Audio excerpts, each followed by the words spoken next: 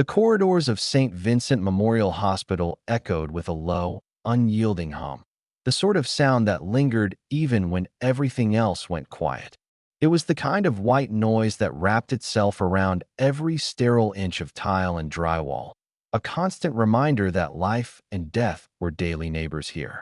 The scent of industrial lemon disinfectant tried to mask the fatigue in the air, but it couldn't erase the undertone of stress, caffeine, and conversations that never got finished. Underneath the fluorescent lights, Dr. Caleb Avery walked with a calm, deliberate gait, his forest green scrubs sharp and spotless, his ID badge swaying slightly from the firm tension of the lanyard across his chest. To someone untrained, he might have passed for an orderly, just another quiet figure making rounds. But Caleb saw everything. He caught the subtle shift in energy whenever he stepped into a room. The whisper that cut off mid-sentence, the side eyes that flicked from his badge to his face, and then away. He felt the doubt as tangibly as a stethoscope around his neck. Not spoken, but always there. As he passed the nurse's station, two interns leaned over their drinks. One let out a snort into his iced coffee. Guest maintenance is bold enough to wear scrubs now. His companion chuckled without looking up. Caleb didn't react. He never did anymore.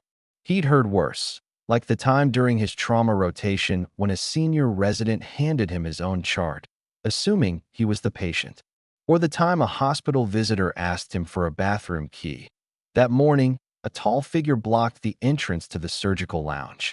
Crisp white coat, polished dress shoes, and the handshake of someone who printed business cards for casual introductions. "Supply closets are down the hall," the man said with a polite, tight-lipped smile. Caleb held his gaze for a long second, just long enough to let the discomfort settle, before pushing open the lounge door and stepping through. Inside, the volume dipped. A few heads turned. One resident muttered just loud enough, "Guess the janitor's doing pre-op now. Well, he probably cleans better than he cuts." No one said it directly. They never did. That would be too obvious. Caleb moved to his locker, opened it with a quiet click, and pulled out his tablet. A full set of annotated scans for the triple bypass he was leading in less than an hour glowed on the screen. His fingers moved with practiced precision, flipping through each layer of imaging, mentally rehearsing the steps. His heart didn't race. His breath remained steady. But inside, something deeper stirred, a fatigue that had nothing to do with lack of sleep. At the coffee station nearby, someone flicked a crumpled napkin that landed near his foot. A young anesthesiologist with a high ponytail and surgical nails didn't even notice, or pretended not to. Caleb stepped around the trash like it wasn't there. Dr. Meredith Collins, a neurologist in her 60s known more for her awards than her spine, looked up from a stack of notes. Her lips parted as if to say something. Then she lowered her eyes and said nothing. She never did. Caleb glanced at his watch. 40 minutes until surgery. He adjusted his surgical cap and reached for his cup of lukewarm coffee when it happened that a voice crackled through the overhead speakers, urgent and firm. "Code Crimson." Or 3. "Code Crimson." The room changed instantly.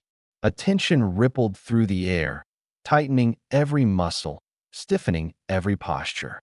Conversations died. Nurses grabbed clipboards. Pagers lit up. "Who's on trauma?" Someone barked. "Dr. Langston." A nurse responded, eyes glued to her tablet. "But he's stuck in traffic. ETA 20 minutes. Patient doesn't have 20. And for a few seconds that felt like hours, no one moved. This room, full of brilliant surgeons, skilled and seasoned, suddenly froze. No one wanted to be the one who stepped up and failed. From the hallway came a quiet, clear voice. "I'll take it." Every head turned to Dr. Caleb Avery stood in the doorway, illuminated by the sterile light, calm and composed. His badge caught the reflection from the ceiling panel. "Chief of Cardiothoracic Surgery." A nurse blinked at him, startled. The same nurse who had once asked him to move a bedpan. "Wait, you're on call. I need vitals, latest scans, and a ready team in or 3, Caleb said, already moving. And just like that, the room unfroze. Scrubs rustled. Doors opened. Orders flew. Feet ran. In the surgical suite. Chaos reigned. A man in his 50s lay unconscious on the table. Blood stained the sheets. Alarm screamed. Time hemorrhaged. BP's crashing. 60/35. Clamp that artery. Retractor right. Suction left. Caleb scrubbed in with the kind of focus that came from years of repetition. His fingers moved like they were guided by instinct, not memory. The room followed his lead. The same intern who had joked earlier now stood frozen behind the observation glass, wide-eyed, watching a master at work. Outside, Dr. Collins whispered to no one in particular, "He's leading it." Not with surprise. With reverence. Minutes passed. A heartbeat returned. A flatline became a rhythm. "He's stable," someone said softly. Caleb peeled off his gloves, chest rising and falling in deep, measured breaths. The young nurse looked at him, eyes damp with regret. "I'm sorry," she whispered. He met her gaze, kind but tired. "It's not your apology I need." He stepped into the hallway. The doors swung shut behind him, and for the first time that day, the silence wasn't oppressive. It was earned. Evening settled over the hospital like a slow exhale. Outside the surgical wing, the buzz of the fluorescent lights seemed gentler now. In his office, Caleb sat with his scrub top still damp with the day's effort. On the shelf beside him sat a photo of his father, calloused hands, weathered eyes, and a smile that never quite faded. "They saw me today, Pop," Caleb whispered. "They finally saw me." A soft knock broke the moment. A young intern, barely more than a boy, stood in the doorway, tugging nervously at the sleeve of his coat. "Dr. Avery," he began, voice unsure. What you did in there, it was something else. I didn't know who you were before, but I won't forget now." Caleb nodded, not with pride, just understanding. "You don't need to remember my name," he said. "Just remember what matters when someone's life is on the line." The intern flushed and nodded quickly before disappearing down the hall. In the days that followed, something shifted in the hospital. It wasn't loud, but it was there. Doors held open longer. Conversations paused out of acknowledgement, not suspicion. Some nods came more readily, others more hesitantly. But they came. One morning, rifling through his desk, Caleb found a leather-bound notebook. His father's. Cursive ink flowed across the pages.